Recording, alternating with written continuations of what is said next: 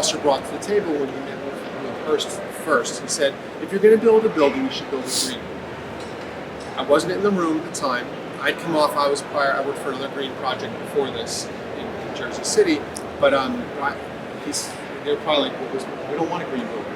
We don't want it to look green in color. He said, no. Europe and a lot of the rest of the world was so far ahead of the United States in sustainability and architecture and design. He was saying, you really need to do this. This is the right thing to do. And so what did that mean for Hearst? It meant we adopted the LEED program, so Leader in Energy and Environmental Design, which is by the United States Green Building Council. And it's a process you probably have heard about LEED, but it's a checklist. And you have this long checklist. It's about the materials you use, about the water you use, about your efficiency of your electricity. It's about daylight and views, comfort, air quality, commuting, providing bicycle racks. The fact that we're sitting on top of the subway station is helpful. That most 90% of the people who work here commute by public transit. So all those things factor into sustainability. And so first, like, oh yeah, that makes sense. We're going to do it, might as well do it right. So we went for the LEED certification for the tower when we built it. We got LEED Gold for new construction. We're the first building in New York City to be LEED Gold for new construction, inside and out. And I say that because technically speaking, we're not the first building to receive a gold plaque for LEED new construction. 7 World Trade Center received the first LEED Gold plaque in New York City. I give Silverstein a lot of credit. He did it. He was the developer. He built the core and shell of the building. He built it right. But he didn't build the inside. Ultimately, his tenants built the inside to be LEED compliant or LEED certified, but he didn't. We said, we're going to hold off. We're building the whole thing. Interiors and the base building is LEED Gold. So we're really proud of that physical. Like I said, it has to do with our material selection. It has to do with our efficiency. The fact that our furniture is formaldehyde, urea formaldehyde free. Our carpets are made of recyclable content, are recyclable. The glues do not have any off-gas in them. The paints that we use have no or low VOCs, or volatile organic compounds. That our cleaning products that we use in the building all have to comply with strict LEED and healthy guidelines. Our air quality is tested every year or multiple times a year to make sure that we're not polluting the air within our office space, that we're filtering it properly. Our filtration system in this building is still, to this day, best in class.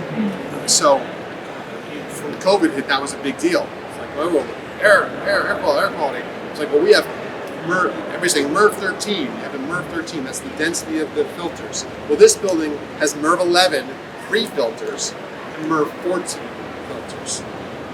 That's a big deal. So the volume of the amount of fresh air that we deliver to office buildings is greater in this building than probably any other office building in New York City. So for a lot of different reasons, how we do that. So all those things factor into how we get our LEED certification. 5 years after new construction, you can apply for another LEED certification. It's called LEED Existing Buildings, or Existing Buildings Operations and Maintenance. And that's for once it's an occupied and running building, you can go for this new LEED certification. It's all about data. So you have to prove that you can build it right, or you're running it right, you're actually operating it right. It's like you buy a really efficient car, but you're constantly hitting the gas, and you can watch. Why am I only getting 15 miles to the gallon? Because you're driving it like a race car driver. We could do the same thing here. Build a really great machine, really great building. But if we have our air conditioning on overtime and we're not mining other electrical things or other specific things in our building, then we're not doing the right thing. If you go for the LEED for existing buildings, that's where the rubber hits the road. That's where you have to prove you're doing it right. And it's data. It's your electric bills. It's your water bills. It's all those things have to be submitted. And we achieved LEED Platinum for existing buildings in 2012. 5 years later, we got LEED Platinum again. A little more than 5 years. We got LEED Platinum the second time in which we're really proud of. And then we, I think, called a pandemic that kind of delayed our third application. But last year we achieved LEED Gold for existing buildings. They say, "Oh, what happened? You didn't get platinum. You're slipping. Oh, you're slipping. What's going on?" The LEED system changes. So we got LEED Gold version 4.1. The LEED system changes and it gets harder and harder to achieve. There's no way a 20-year-old building is going to achieve LEED Platinum unless I replaced all the glass on the building and replaced all our mechanical systems. Even then, I'm not sure it's even achievable. Build a building that's LEED Platinum? Yes. But again, 20 years later, the system bar keeps getting higher. So we were really proud to get LEED Gold. In fact, I thought we were probably going to get LEED Silver, but we got LEED Gold for existing buildings. So we're really proud of that. So it's about maintaining and sustainability and staying on top of it. A couple things about this space. I think this space is a really big volume of space. It's probably very expensive and inefficient to heat and cool. Well, we provide the necessary air changes that we need for healthy air into the space through these grills that you see here, and there's some around the perimeter. However, the temperature of the space in the winter is regulated primarily with the radiant heating. So this floor is heated. It's probably one of the larger heated floors around, but it's thousands of years old technology. It's nothing to brag about necessarily. They say, "Oh, we have a heated floor. Oh, big whoop." Right? It works. Because you're really only concerned about moderating the temperature from about 6 feet down. For people, they don't care what's happening up there. So we handle that temperature a little differently. But here, it's about comfort, and it comes from the radiant heating. Now, what's unique about this floor is that in the summertime, we don't heat the floor, we cool the floor. So we pump chilled water through those same tubes. There's hundreds of feet, thousands of feet of tubing underneath these floors. We pump chilled water through those tubes. That's new. That's different. You're not chilling the stone or not sending cold air into the stone. What you're doing is pulling the heat out of the stone. In a big open space like this, stone loves to radiate heat. It's a great conductor. It absorbs heat and wants to send it back into the space. So in the summertime, when the sunlight's hitting it, heat around the building, it wants to absorb the heat and send it right back. So by pumping that chilled water through that, it cools the stone. It takes the heat out of the stone and allows us to get our air conditioning using our vents. In addition, the water feature behind you, which is called ice falls, that, we'll talk about that in a minute, we chill that water in the summer. So the water that comes down, that's all rainwater. That's rainwater we collect from the roof into a 14,000 gallon tank in the basement. And we recirculate that water. We bring it down to ice flow. It goes through filtration. It goes through filters. There's no chemicals added. And we run that down the water feature. In the wintertime, helps to humidify the space. Acoustically, it helps to create a kind of a nice acoustics to the space. But in the summer, we chill that water. It helps to cool the space.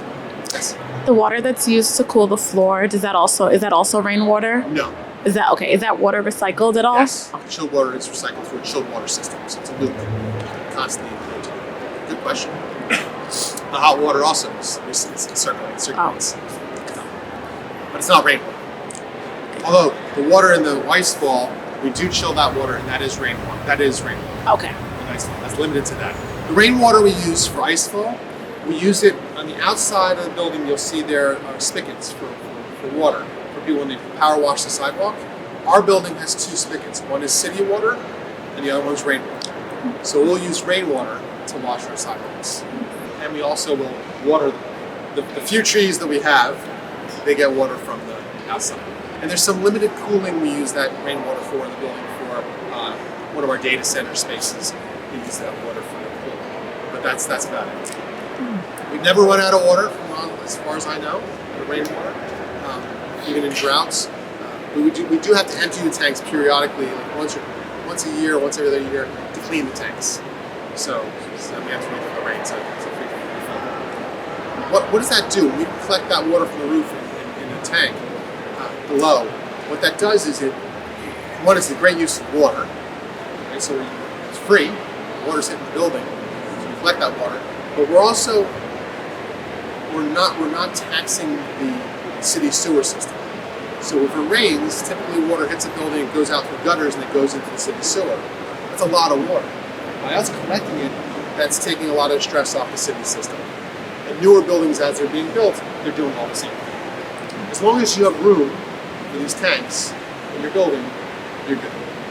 So we have room. We had room in this building. There's things we don't have room for that I'd love to do, but I don't have space.